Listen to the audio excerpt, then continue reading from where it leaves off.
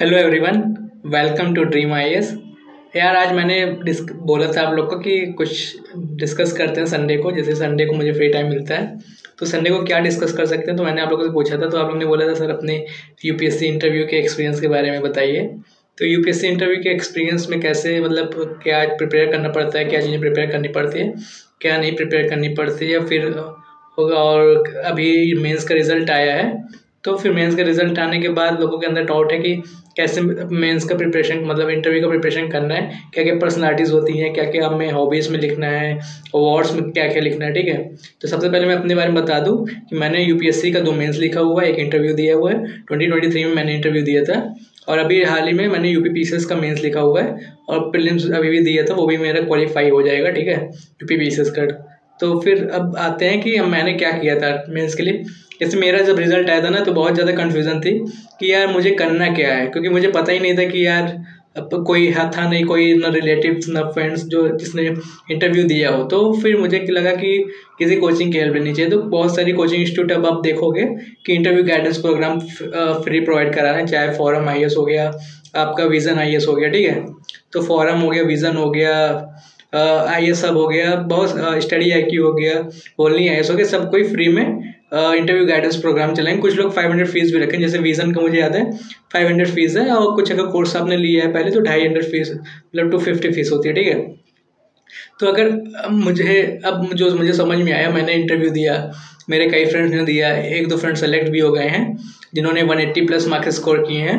और फिर कुछ दोस्त हैं जो इस बार भी फिर इंटरव्यू दे रहे हैं, 2-3 इंटरव्यू दे चुके हैं, तो मल्टीपल इंटरव्यू दे चुके हैं, तो उनके मार्क्स वेरी किए हैं, 120-30 से 170-80 गए। तो मुझे पता है कि क्या चीज़ ज़रूरत है, रिक्वायरमेंट क्या है यूपीएससी इंटरव्यू की। ठीक है, तो जो आपको मॉक दिखता है ऑनलाइन या यूट्यूब पे कोचिंग्स के, यार उससे ना इंटरव्यू बिल्कुल एकदम अलग होता है। मतलब इंटरव्यू का माहौल ऐसा होता है कि आपको वो कहीं नहीं मिलेगा। आपको वो जो है बेवजह का परेशान नहीं करते हैं। ठीक है, जो सिंपल से क्वेश्चन है, अगर आपको आंसर आ रहा है आप आंसर दो, नहीं आ रहा है तो आंसर देने की जगह जरूरत नहीं है, आप सॉरी बोल के आगे निकल सकते हो। ठीक है, बस आपके अंदर कॉन्फिडेंस होना चाहिए। अगर आपके क्वेश्चन नहीं बता पा रहे हो कोई भी, तो कॉन्फिडेंस लूज नहीं होना चाहिए। आपके अंदर हरदम स्माइल होनी चाहिए। कि आपने कभी भी देखा भी होगा दिव्या तन्वर मैम का इंटरव्यू, मॉक इंटरव्यू, तो वो हरदम पूरे इंटरव्यू में स्माइल करती रहती थी। ठीक है, आपने तो वो चीज़ आप मेंटेन करना। मैंने भी ये सब किया था, मॉक में मुझे अच्छे मार्क्स मिले थे।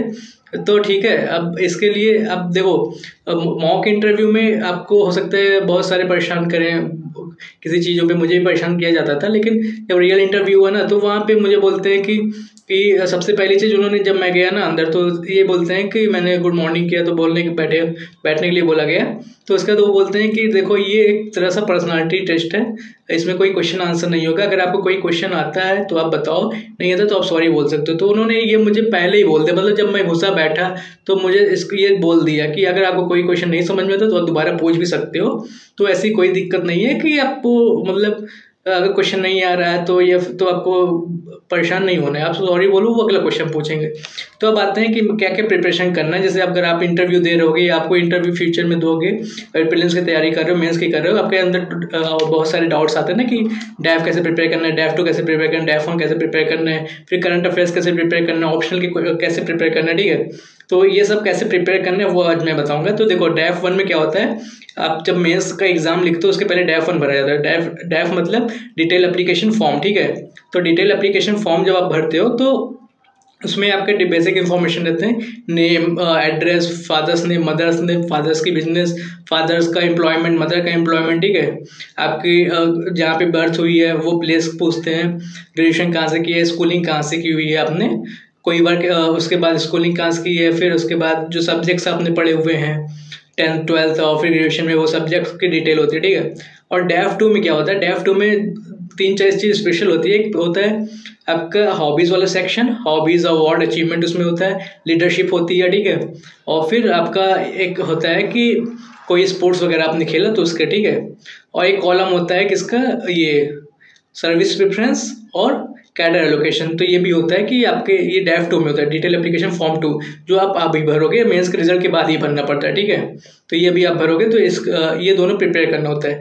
मेन आपका इंटरव्यू मैक्सिमम अगर आपका 30 मिनट्स 25 to 30 मिनट्स इंटरव्यू होता है, तो 10 to 20 मिनट्स 15 मिनट्स इसी पे चला जाता है, जो आपकी बेसिक इन्फॉर्मेशन डैफ में दी हुई है। जैसे मेरा इंटरव्यू जो था वो मेरे लगभग डैफ पे ही था। जैसे मुझसे पूछा गया था, चेयरमैन मैम ने पूछा था कि अपने डिस्ट्रिक्ट के बारे में बताइए, वहाँ पे महिलाओं की क्या कंडीशंस हैं, महिलाओं का एम्पावरमेंट की मतलब क्या इश्यूज है महिलाओं से रिलेटेड वो बताइए।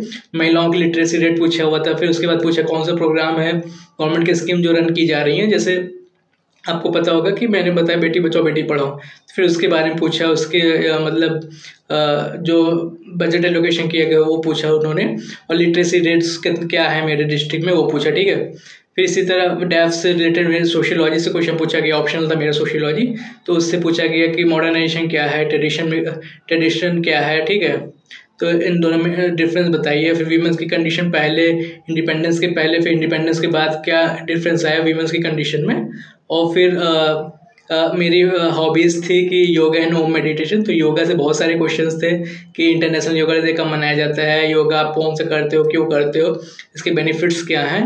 और फिर योगा से रिलेटेड और भी पूछा है कि ये योगा से कौन सी डिजीज़ अगर होती है तो कौन सा योगा नहीं करना चाहिए, जैसे किसी को बीपी है, शुगर है, तो कौन सा योगा नहीं करनी चाहिए, ये पूछा गया था, ठीक है।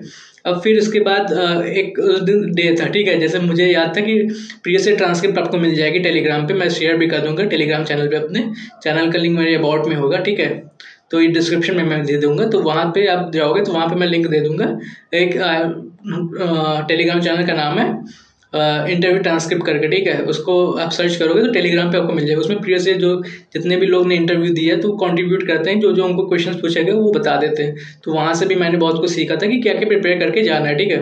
जैसे मेरे कॉलेज का ये 10th का सब्जेक्ट था physics chemistry math 10th 12th में, ठीक है।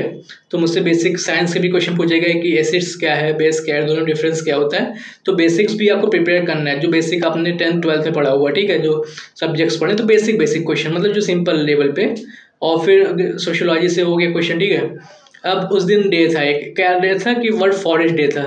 तो मुझसे पूछते हैं कि आज कौन सा डे है, ठीक है। तो एक मेंबर ने पूछा, तो वो डे मैं पढ़ के गया था, तो डे के बारे में मैंने बता दिया। थोड़ा सा मतलब ऐसा नहीं कि तुरंत बता देते हैं, हाँ 2-3 सेकंड का पॉज लो ताकि उनको भी लगे कि हाँ सोच रहा है, ये बना बनाया नहीं है, ठीक है। तो इससे क्या होता है कि आप जैसा उनको ट्रीट करोगे कि हाँ मुझे हाँ रिकॉल करने में इशू आ रहा है, ठीक है, तो उनको दिखेगा हाँ सोच रहा है लड़का।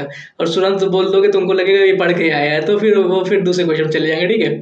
तो थोड़ा सा ऐसे। फिर उसके बाद उन्होंने पूछा कि कौन कौन से इंटरनेशनल डे जो है मतलब यूएन सेलिब्रेट करता है। तो मुझे समझ में नहीं आता कि वो पूछना क्या चाहते। मैंने सॉरी बोला, मैंने कहा sir I am not able to understand what you are asking. तो उसके बाद उन्होंने बोला कि फिर से रिपीट कर दीजिए, तो उन्होंने फिर से रिपीट किया, तो फिर मुझे समझा। तो मुझे याद है कि हाँ इंटरनेशनल मतलब योगा डे है। फिर उसके बाद उस समय था इंटरनेशनल ईयर ऑफ मिलेट चल रहा था, ठीक है, तो वो मैंने बताया, तो उससे भी क्वेश्चन पूछा गया था, ठीक है। और फिर मैंने एक हॉबीज़ लिखी थी कि वॉचिंग इंटरनेशनल मूवीज़। तो मूवीज़ से रिलेटेड मुझसे क्वेश्चन पूछा गया कि कौन सी मूवीज़ आपकी फेवरेट है। फिर उसके बाद मूवीज़ से रिलेटेड एक मतलब मैंने स्पोर्ट्स मूवी बताई थी MS धोनी। तो पूछा था कि क्रिकेट आपको मतलब आपसे क्वेश्चन पूछें क्रिकेट से रिलेटेड तो आप क्या बता लोगे। तो मैंने कहा हाँ सर बता लूँगा, पर बहुत ज़्यादा डीप नॉलेज नहीं है। तो उन्होंने पूछा चलो ठीक है कुछ और पूछते हैं फिर। तो ये सब पूछा गया था। तो इसी तरह से मतलब इंटरव्यू चलता है, ठीक है। मतलब जो आपके मुंह से चीज़ें निकलेंगी उसी पे अगला क्वेश्चन बन जाएगा। जैसे मैंने यहाँ पे योगा के बारे में बताया था, तो वो एक मेंबर ने योगा जो चीज़ मैंने बोली थी उसको रख रखा था। और फिर मूवीज़ जैसे मैंने बोला तो वहाँ पे स्पोर्ट्स मूवीज़ आई कि MS धोनी, तो क्रिकेट से रिलेटेड। तो उन्होंने बोला क्रिकेट से क्वेश्चन पूछें कि नहीं। तो अगर मैं बोलता प्रिपेयर रहता मैं क्रिकेट से रिलेटेड, तो वो पूछते, मैं नहीं प्रिपेयर था, मैंने साफ साफ मना कर दिया कि सर मैंने मतलब बहुत ज़्यादा इंटरेस्ट नहीं है क्रिकेट में। तो इस तरह से तो फिर आप इस तरह से देख सकते हो, ठीक है। तो डैफ 1 डैफ 2 दोनों आप प्रिपेयर कर लेना। इस पे आप मतलब चाहे एवर नोट पे चाहे आप जो है अपनी एक नोटबुक बना लो, वहाँ से प्रिपेयर कर लो जितने टॉपिक्स हैं। फादर्स नेम, मदर्स नेम, आपके नाम का मतलब भी, जैसे ऋषभ मेरा नाम है तो ऋषभ का मतलब क्या होता है, तो बुल भी होता है, ठीक है। और ऋषभ का मतलब भगवान भी ऋषभ नाथ आपने सुना होगा, जैन के फर्स्ट तीर्थंकर थे, ठीक है। तो इस पे भी क्वेश्चन पूछ लेते हैं, मॉक में भी पूछा था मुझसे। बेसिक साइंस कर लेना, physics chemistry math, physics chemistry bio, ठीक है। और फिर आप ऑप्शनल कर लेना बेसिक कि जो जैसे मेरा सोशियोलॉजी ऑप्शनल है, तो मतलब इंडियन सोसाइटी से रिलेटेड कि कास्ट क्या है, फिर क्लास क्या है, मॉडर्नाइजेशन क्या है, ट्रेडिशन क्या है, ठीक है, ये आप कर सकते हो जो ऊपर ऊपर की चीज़ें हैं। और फिर थिंकर्स के कर लेना ऊपर ऊपर चैप्टर कि क्या क्या उन्होंने पढ़े, जैसे कार्ल मार्क्स का है सोशियोलॉजी में, एलिनेशन का कॉन्सेप्ट है, ठीक है, क्लास स्ट्रगल है, दरखाइम का सुसाइड है, तो ये सब थोड़ा थोड़ा ऊपर से देख लेना। और फिर आता है कि करंट अफेयर्स। करंट अफेयर्स से मुझसे यही करंट अफेयर्स क्वेश्चन नहीं था, मुझसे ये क्वेश्चन था कि कौन सा डे है उस दिन। तो मैं न्यूज़पेपर पढ़ के भी गया था, तो न्यूज़पेपर पढ़ लिया था, तो मुझे कॉन्फिडेंट था कि आप बता लेंगे। तो करंट अफेयर से बहुत ज़्यादा क्वेश्चन नहीं था, तो मेरा इंटरव्यू भाई 25 से 30 मिनट चला था। तो अब यही चीज़ है कि बहुत लोग के साथ क्या होता है कि डैफ्स नहीं पूछ के करंट अफेयर्स पे चले जाते हैं। तो करंट अफेयर्स पे आप क्या प्रिपेयर करना है, देखो करंट अफेयर्स में क्या प्रिपेयर करना होता है आपको कि करंट अफेयर्स सब कुछ नहीं पढ़ना है। करंट अफेयर्स इनका फेवरेट टॉपिक होता है इकोनॉमी। इकोनॉमी में क्या चल रहा है, जैसे अभी ट्रम्प का है कि इंडिया पे टैक्सेशन लगाया है एक्सपोर्ट पे, ठीक है, तो वो उसका इम्पैक्ट पूछ सकते हैं, उससे क्या फ़ायदा होगा यूएस को, क्या नुकसान होगा इंडिया को क्या मेजर्स लेने चाहिए, ये पूछ सकते हैं। फिर आईआर से रिलेटेड क्वेश्चन पूछ सकते हैं, जो पॉलिटिकल इश्यूज चल रहे हैं, जैसे रशिया यूक्रेन वॉर चल रहा है, ठीक है, यूएस और यूक्रेन में भी कुछ रशिया में भी टकराव चलता रहता है। फिर जो है ये जो अगर कोई एस्केलेशन हो रहा है, जैसे मिडिल ईस्ट में चल रहा है इजराइल गाजा वॉर, तो वो आप देख सकते हो, ठीक है। तो इस पर आपका ओपिनियन पूछेंगे, इसके इम्पैक्ट पूछेंगे, इसके कॉजेज पूछ सकते हैं, क्या सोल्यूशन हो ये पूछ सकते हैं, ठीक है। जैसे मुझे याद है कि एक सिचुएशन मतलब मेरे फ्रेंड से पूछा था कि आप ये बताइए कि जो रशिया यूक्रेन वॉर है ये रुक क्यों नहीं रही है, ठीक है, और इसको रोकने के लिए इंडिया को क्या कदम उठाने चाहिए, तो ये था। और फिर सिचुएशन बेस्ड क्वेश्चन भी आते हैं। सिचुएशन बेस्ड क्वेश्चन किस तरह से आते हैं, जैसे मेरे फ्रेंड को बोला था कि मतलब मुझसे तो नहीं पूछेगा सिचुएशन बेस्ड क्वेश्चन, मेरे फ्रेंड से पूछा था कि अगर आप एक पुलिस ऑफिसर है, आप वर्दी में नहीं है, ठीक है, तो कहीं दंगा हो गया, तो वहाँ पे दंगे को आप कैसे रोकोगे। तो फिर उसने मतलब जो समझ में आया उसको, उसने जवाब दिया कि सर मेरे पास कम से कम आईडी रहेगी मेरी, तो वहाँ पे जाके मैं आईडी अपनी दिखा के उस सिचुएशन को काम डाउन कर लूँगा, वहाँ पे कोई पुलिस ऑफिसर रहेगा या फिर कोई भी, इस तरह से उसने आंसर किया था, ठीक है। तो ये सिचुएशन बेस्ड क्वेश्चन। या फिर आपको जैसे मैं उससे मॉक में पूछा था कि अगर मतलब ये वेस्टर्न डिस्टर्बेंस आते हैं ना, तो इससे गेहूं की फसल खराब हो रही है, तो आप फार्मर्स मतलब एज अ डीएम क्या एक्शन लोगे कि फार्मर्स के वेलफेयर में आप हेल्प कर पाओ, ठीक है। तो ये सिचुएशन बेस्ड क्वेश्चन हो गए। और फिर मॉक इंटरव्यू आता है कि मॉक इंटरव्यू हमें कितना देना चाहिए, ठीक है। तो वो आपके ऊपर डिपेंड करता है। जैसे स्टार्टिंग में अगर आपकी इंग्लिश अच्छी है, आपका कम्युनिकेशन स्किल अच्छा है, तो आप 4-5 दे सकते हो। अगर आपका नहीं अच्छा है, मार्क्स अच्छे नहीं आ रहे, तो आप 8-10 भी दे सकते हो, ठीक है। मॉक किसका लेना चाहिए, तो देखो कुछ फेमस हैं, जैसे विजन आईएएस का फेमस है मॉक इंटरव्यू, ठीक है, और नेक्स्ट आईएएस का भी फेमस है, डिस्ट्री आईएएस का भी आप देखे होगे फेमस है। बस डिस्ट्री आईएएस में थोड़ा रोस्ट करते हैं आपको, तो उससे नहीं परेशान होना है। और एक चीज़ याद रखना कि जो मॉक में आपको नंबर मिल रहा है ना, जरूरी नहीं है वो इंटरव्यू में भी मिले। अगर मॉक में अच्छा मिल रहा है तो इंटरव्यू में बेकार भी मिल सकता है, अगर मॉक में बेकार मिल रहा है तो इंटरव्यू में अच्छा भी मिल सकता है, ठीक है। जैसे मेरे फ्रेंड को अभी वो सिलेक्ट हो गया, 95 रैंक थी, तो 2024 में, ठीक है। तो उसको क्या होता था, मॉक में बोलते थे कि आपने न्यूज़पेपर नहीं पढ़ा, तुम कैसे हो यार, न्यूज़पेपर नहीं पढ़ के तो तुम्हारा सिलेक्शन होगा कि नहीं होगा, तुम मजाक बना रखे हो। तो ऐसा नहीं होता, तो वो उस टाइम नहीं पढ़ रहा था, कुछ इश्यूज थे। लेकिन जब इंटरव्यू होता है तो इंटरव्यू के एक हफ्ते पहले कि आपको न्यूज़ जरूर पढ़ के जाना, न्यूज़पेपर बिल्कुल भी मतलब जो हाईलाइटेड टॉपिक थे एक हफ्ते पहले की वो जरूर पढ़ के जाना है। एक दिन पहले के तो 100% रट के जाना है, लगभग सारे टॉपिक को एक बार देख लेना है, क्योंकि उनके दिमाग में भी ना यार डेली किसी को भाई न्यूज़ नहीं याद रहते हैं, तो जो हम आज पढ़ें कल पढ़ें वही ना याद रहेंगे। या आपसे पहले कोई क्वेश्चन देख मतलब किसी कैंडिडेट का इंटरव्यू हुआ है तो वहाँ कुछ क्वेश्चन बने होंगे, वो फिर आपसे पूछ लेंगे, ठीक है। तो इस तरह से होता है। और फिर आता है कि डैव के क्वेश्चन का एनालिसिस कैसे करना है। देखो डैव के क्वेश्चन के अगर आप पीडीएफ नहीं सर्च कर पा रहे हो क्या क्या क्वेश्चन बनेंगे, तो कोचिंग इंस्टीट्यूट क्या करते हैं कि डैव के बेस पे क्वेश्चन आपको देते हैं। तो किसी भी कोचिंग में फ्री रजिस्ट्रेशन कर लो, इंटरव्यू गाइडेंस प्रोग्राम में अभी एक बार रजिस्ट्रेशन कर लोगे ना, फिर आपके पास कोचिंग के खुद ही कॉल आएंगे कि मेरे पास इंटरव्यू गाइडेंस ले लो, तो वो खुद कॉल करेंगे, ठीक है। तो कहीं भी आप जैसे मैंने आईएएस आपका लिया था डैव के एनालिसिस, तो वहाँ से मुझे क्वेश्चन मिल गया था, ठीक है। ओनली आईएएस भी शायद प्रोवाइड कराता है कि डैव बेस्ड क्वेश्चन, तो ये लोग आर्टिफिशियल इंटेलिजेंस का यूज़ करके आपको डैव के बेस्ड क्वेश्चन दे देंगे कि आपके नाम से रिलेटेड क्या क्या क्वेश्चन आ सकते हैं, आपके हॉबी से रिलेटेड क्या क्या क्वेश्चन आ सकते हैं, आपके ऑप्शन से रिलेटेड क्या क्या क्वेश्चन आ सकते हैं, ठीक है। इसके सब के प्रीवियस ट्रांसक्रिप्ट बिना ट्रांसक्रिप्ट मतलब जो क्वेश्चन पहले से आ चुके हैं उसके टेलीग्राम चैनल पे या कोचिंग के वेबसाइट्स पे आपको बहुत सारे क्वेश्चन मिल भी जाएंगे, ठीक है।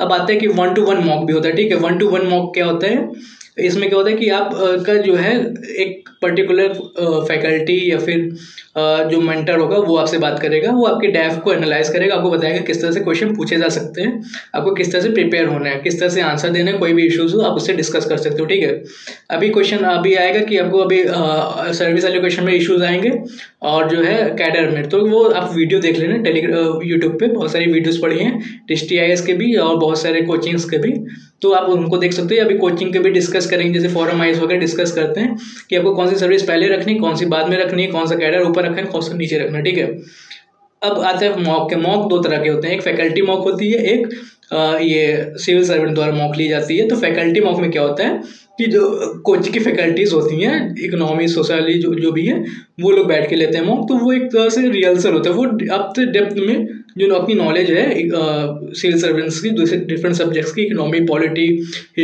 आपके ऑप्शनल रिलेटेड, आपके डेस्क से रिलेटेड, वो डीप में पूछते हैं। और जो सिविल सर्वेंट्स की जो रिटायर्ड सिविल ब्यूरोक्रेट्स होते हैं उनकी जो मॉक होती है, जो रियल एक तरह से मॉक इंटरव्यू होता है, तो उसमें आपको सिविल सर्वेंट मिलेंगे, कोई IAS होगा या IRS होगा।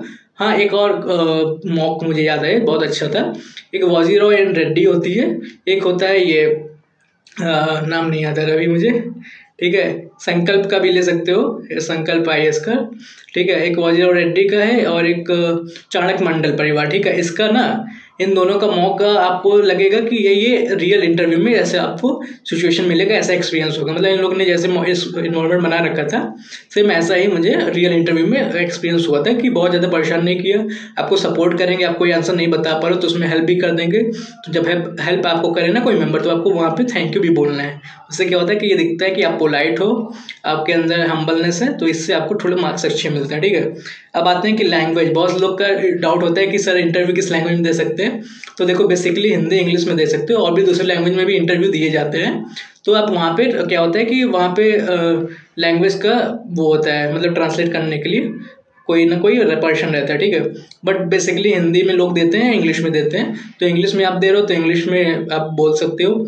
इंग्लिश आपकी अच्छी नहीं, कम्युनिकेशन स्किल, जैसे मैंने इंग्लिश में इंटरव्यू दिया था, तो इंग्लिश के लिए मैंने क्या किया था ना, मैंने इंग्लिश बोलना शुरू कर दिया। जो मेरे आसपास लोग होते थे, जब जिसकी मेरे पास कॉल आ रही दोस्तों के या फ्रेंड्स के या फैमिली मेम्बर्स के, तो मैं इंग्लिश में बात करता था, जैसे भैया लोग से, या फिर आप ये बहुत सारी ऐप्स आती हैं इंग्लिश स्पीकिंग की, तो वहाँ पे आप डायरेक्टली किसी स्ट्रेंजर से इंग्लिश में बात कर सकते हो। मैंने भी बहुत सारे ऐप्स देखा था। एक ऐप पे मैं बात करता था कि इंग्लिश टॉकिंग ऐप करके था, तो उस पर आधे घंटे मैं दे देता था कि इंग्लिश में कन्वर्सेशन करने से मेरी कम्युनिकेशन स्किल अच्छी हो गई थी, इंग्लिश में डिस्कस करना या बोलना अच्छा हो गया था। तो इस तरह से कर सकते हो। और हिंदी में भी आप इंटरव्यू दे सकते हो, तो इसके लिए ऑप्शन दिया जाता है कि किस लैंग्वेज में बोला जाता है। ठीक है, और मार्क्स का बहुत ज़्यादा डिफरेंस नहीं आता, बस आपको क्या होता है कि इंटरव्यू में आपको अपने आप को एक्सप्रेस करना, चाहे वो इंग्लिश में हो चाहे हिंदी में हो। ठीक है, चाहे हिंदी में लैंग्वेज में एक्सप्रेस को, चाहे हिंदी में। और हिंदी में ऐसा भी नहीं है कि बहुत ज़्यादा आपको हिंदी में शुद्ध हिंदी बोलनी है, आप हिंदी इंग्लिश मिक्स बोल सकते हो। मॉक इंटरव्यू देखो हिंदी मीडियम टॉपर्स के, तो आपको समझ में आ जाएगा, और इंग्लिश मीडियम टॉपर्स के भी देख सकते हो। ठीक है, बहुत ज़्यादा मतलब लोड नहीं लेना है, यहाँ पे जिस लैंग्वेज में आप कंफर्टेबल हो उस लैंग्वेज में आप इंटरव्यू दे सकते हो। और ऐसा भी जरूरी नहीं है कि मेंस अगर आपने हिंदी में लिखा है तो मॉक इंग्लिश में नहीं दे सकते, या मेंस अगर इंग्लिश में लिखा तो मॉक आप हिंदी में नहीं दे सकते। अगर इंग्लिश में मेंस लिखा तो हिंदी में भी मॉक दे सकते हो। ठीक है, अब वर्क एक्सपीरियंस भी आता है। वर्क एक्सपीरियंस में क्या पूछते हैं, तो वर्क एक्सपीरियंस में मतलब जो आपने वर्क किया है कहीं पे, तो वो आपसे पूछते हैं कि आपने कहाँ काम किया। जैसे मेरा एक फ्रेंड था, वो कोचिंग इंस्टीट्यूट में मेंटर था एक तरह से, तो उससे मैंने पूछा तो मेंटर क्या होता है, किस कोचिंग इंस्टीट्यूट में काम करते हो, UPSC एग्जाम क्रैक करने में क्या कोचिंग इंस्टीट्यूट का मतलब क्या रोल रहता है, क्या जरूरी है कि नहीं है, इस तरह के क्वेश्चन पूछते हैं। ठीक है, और फिर डे ऑफ द इंटरव्यू में वो मैं बाद में बता दूंगा कि कैसे पूरा प्रोसीजर होता है, कि कैसे आप वहाँ पे जाते हो। फिर वहाँ पे आपको एक लाइन लगानी होती है, फिर एक पर्ची मिलती है, वहाँ पे आपका मतलब कोड लिखा होता है कि आप किस रूम में जाओगे, किस रोल नंबर बैठोगे, एक हॉल में बैठाया जाता है। ठीक है, फिर वहाँ से आपका नंबर लगता है, पहले कौन जाएगा, दूसरी बार कौन जाएगा, इस तरह से वो मैं बाद में बताऊँगा। और हाँ, एक चीज़ और याद रखना कि इंटरव्यू में अगर कोई भी क्वेश्चन नहीं आ रहा है आपको, तो झूठ बोलने की जरूरत नहीं है। झूठ वो पकड़ लेते हैं भाई, 4-5 लोग रहते हैं, समझ में आ जाता है, आप झूठ बोलो। ठीक है, जैसे मुझे याद है कि जब मैं मेडिकल हो रहा था, तो कुछ लोग मेडिकल में रहते हैं ना, 4-5 लोग आते हैं ग्रुप में, सबका मेडिकल होता है, तो वो मुझसे बोल रहे थे कि एक लड़का था, तो उसको वो लोग मतलब इंटरव्यू वाले चढ़ा रहे थे, मतलब कि उससे बोले थे तुम्हारी पर्सनालिटी स्वामी विवेकानंद जैसी है, तुम्हारे थॉट्स जो हैं उनकी तरह हैं। तो मतलब एक तरह से ना वो उसको होता नहीं कि टॉन्ट मारना कि तुम बहुत ज़्यादा एकदम मतलब कि आइडियल एथिकल पर्सन बनना, तो आपको मतलब झूठ नहीं बोलना, जो चीज़ें सच्चाई बतानी है।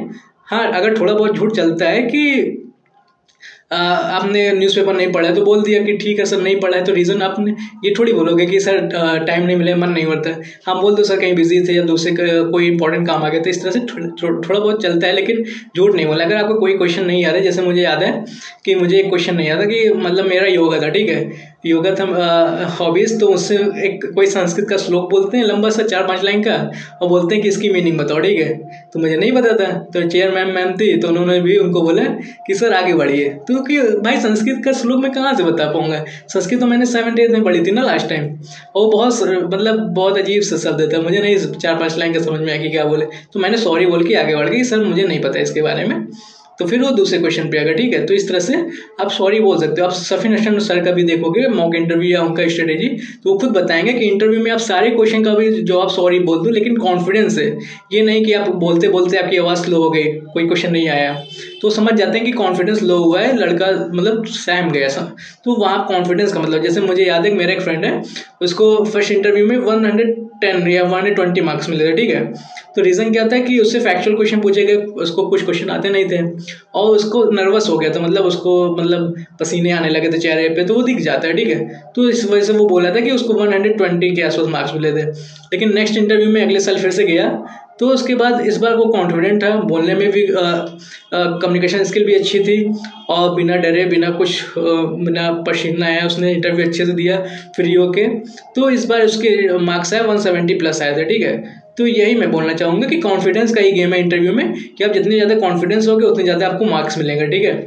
और आपको मतलब डाउटफुल नहीं होना है अपने ऊपर, कॉन्फिडेंस रखो यार, आपने मेंस क्लियर किया, आपने एक सीट अर्न की है, ठीक है, उस जगह पे आप बैठो क्योंकि आपने वो चीज़ अर्न की है, आपने मेंस लिखा है, वहाँ पे आपकी नॉलेज की चेकिंग नहीं होती है, अपने की नॉलेज की चेकिंग मेंस में हो गई है, ठीक है। अब इंटरव्यू में यहाँ पर्सनालिटी की चेक होती है, मतलब पर्सनालिटी का मतलब आप जैसे इंसान अपने कागज़ पे लिखा वैसे हो कि नहीं, तो हॉबीज से उससे आपकी पर्सनालिटी जज करेंगे, आपके एक्स्ट्रा करिकुलर एक्टिविटीज से जज करेंगे, आपके अवार्ड्स अचीवमेंट्स जज करेंगे, और फिर आपकी जो कम्युनिकेशन होता है, मतलब वो बोलते हैं कि ये एक डिस्कशन है, एक तरह से बातचीत हो रही है हमारे आपके बीच में, कोई नॉलेज का मतलब एग्जाम नहीं हो रहा है, वहाँ नॉलेज नहीं चेक कर रहे हैं। अगर चीज़ें आ रही हैं तो बताओ, नहीं आ रही नहीं बताओ, भाई उनको भी तो पता है कि वो कैसे आए थे।